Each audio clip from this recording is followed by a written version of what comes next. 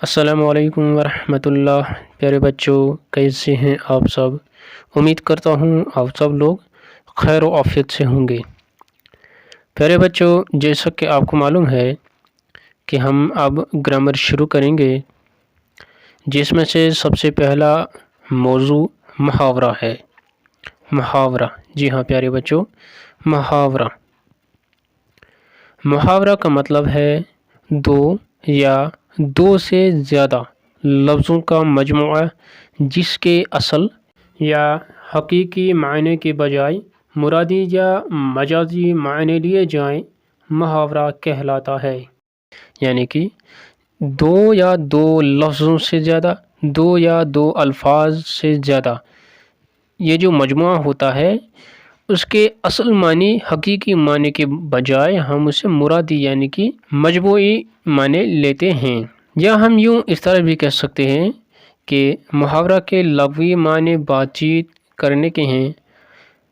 ہم جو مجموعہ کہتے ہیں، الفاظ کا مجموعہ کہتے ہیں، لفظوں کا مجموعہ کہتے ہیں، ہمارا اصل مقصد ہے بات چیت کرنے کا۔ مگر قواعد میں محاورہ دو یا دو لفظوں سے زیادہ ہوتا ہے، جیسے کہ میں نے پہلے ہی کہا، جو اپنے حقیقی معنوں کے بجائے مجازی معنوں میں استعمال ہو۔ جی، حقیقی معنوں کے بجائے مجازی معنوں میں استعمال ہو، جس کے اصل حقیقی معنی نہ ہو۔ مثال کے طور پر ہم کہتے ہیں کشمیری میں زن پیوم آسمان پیٹھ، تو بالکل اسی طرح سے اردو میں بھی کہتے ہیں مجھ پر آسمان ٹوٹ پڑا۔ جب کوئی معاملہ پیش آتا ہے تو کہتے ہیں کہ مجھ پر آسمان ٹوٹ پڑا، تو اس کا مطلب یہ نہیں کہ وہ واقعی آسمان ٹوٹا ہوا ہوتا ہے، اس کا مطلب یہ ہوتا ہے کہ مجھ پر مصیبت آ گئی، میں اس وقت غم زدہ ہو گیا۔ تو اگر واقعی آسمان ٹوٹ پڑتا وہ تو قیامت کا ہولناک دن ہوتا ہے، لیکن وہ الفاظ کے اعتبار سے آسمان ٹوٹ پڑ جاتا ہے، جبکہ معنی کے اعتبار سے مصیبت کا آنا، مصیبت آتا ہے، اسے مصیبت کہتے ہیں۔ یا ہم ایک اور لفظ سے سمجھیں گے، آب ہونا۔ جب انسان کوئی بات سنتا ہے، کوئی بات ایسے دیکھتا ہے، یا کبھی کبھار ہمارا جھوٹ پکڑا جاتا ہے، انسان اس وقت پسینہ پسینہ ہو جاتا ہے، پورے جسم پر پسینہ پھیل جاتا ہے، اسی کو ہم کہتے ہیں آب ہونا، یعنی کہ شرمندہ ہونا۔ یہ جو ہے اسی کو محاورہ کہتے ہیں، ضرب المثل بھی کہہ سکتے ہیں۔ عام لفظوں میں بس اتنا ہی آپ یاد رکھیں کہ محاورہ کے لغوی معنی بات چیت کرنے کے ہیں، ہمارا مقصد ہی تو بات چیت کرنے کا ہے، لیکن اپنے حقیقی معنی کے بجائے مجازی معنی میں استعمال ہو، اسے ہم محاورہ کہتے ہیں۔ اب ہم کچھ محاورات یہاں پڑھیں گے اور آپ سب سے گزارش ہے کہ آپ غور سے سنیے گا۔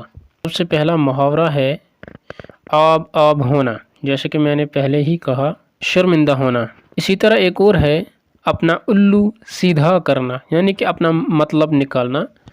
اگر کسی آدمی کے پاس کوئی چیز ہے، پھر وہ اس وقت دوستی لگاتا ہے، چھوٹے بچے کے پاس بسکٹ ہے، دوسرا بچہ بھی اس کے پاس آتا ہے، دوستی لگاتا ہے، یہاں کی باتیں وہاں کی باتیں، اصل میں اس کا مطلب یہ ہوتا ہے کہ وہ اس بسکٹ میں سے کچھ بسکٹ کھا لیں، ٹھیک ہے؟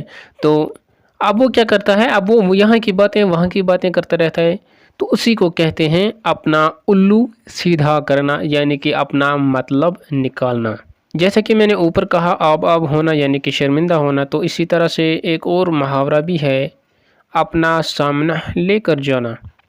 جب کوئی لڑائی کرتا ہے، ہم نے اکثر ہمسایوں کے بیچ میں دیکھا کہ لڑائی کرتا ہے اور اس کے بعد کوئی حملہ کرتا ہے، سامنے آ جاتا ہے، تو دوسرا آدمی اسے کہتا ہے رک جاؤ پہلے، یہاں کیا ہوا، وہاں کیا ہوا، آپ کیا کر رہے تھے، پھر کیا ہوا، پھر آپ نے گالیاں دی، پھر آپ نے یہ کیا، پھر آپ نے ڈنڈا اٹھایا۔ جب اسے پتہ چلتا ہے کہ ہاں میں نے کیا، وہ خاموش ہوتا ہے اور واپس چلا جاتا ہے۔ پہلے وہ تو لڑائی کرنے آیا تھا، مگر بعد میں کیا کرتا ہے، بعد میں خاموش ہو جاتا ہے اور چلا جاتا ہے۔ اس وقت بھی وہی کرتا ہے، اسی کو کہتے ہیں اپنا سامنا لے کر جانا، یعنی کہ شرمندہ ہونا۔ اس کے بعد ہے آڑے ہاتھوں لینا، کسی کو ڈانٹنا یا کوسنا۔ ڈانٹنا، کوسنا، اسی کو کہتے ہیں آڑے ہاتھوں لینا۔ اسی طرح سے ایک اور ہے آتش کا پر کالا، یعنی کہ بہت چالاک، آتش کا پر کالا یعنی کہ بہت چالاک۔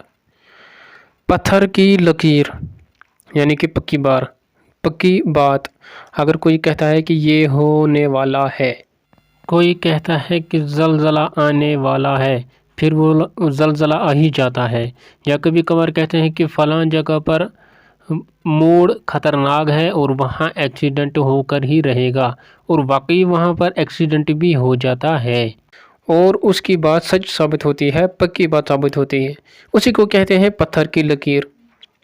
جان کے لالے پڑنا، جان خطرے میں ہونا، جان خطرے میں ڈالنا۔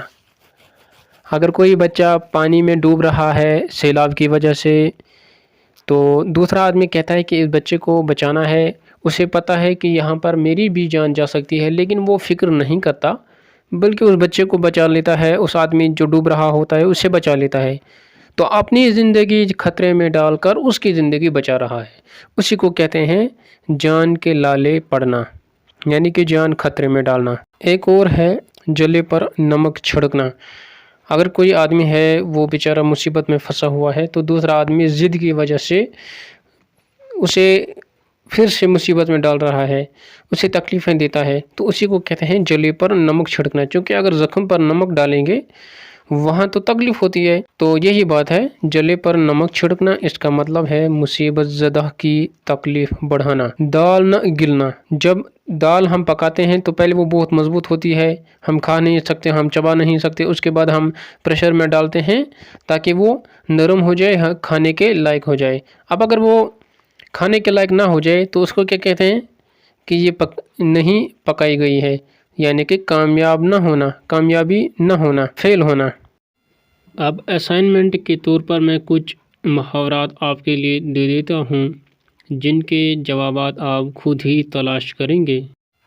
البتہ آخر پر میری ایک چھوٹی سی گزارش ہے، پچھلے جتنے بھی ویڈیوز میں نے اپلوڈ کی وہ دوسری ایک چینل پر میں اپلوڈ کیا کرتا تھا، مگر کچھ ذاتی معاملات کی وجہ سے میں نے چینل بدل دی ہے، اسی لیے میری اس نئی چینل کو سبسکرائب ضرور کریں۔ تو نئی موضوع کے ساتھ نئی ویڈیو آنے تک آپ ہمیں دیجیے اجازت۔ اللہ حافظ۔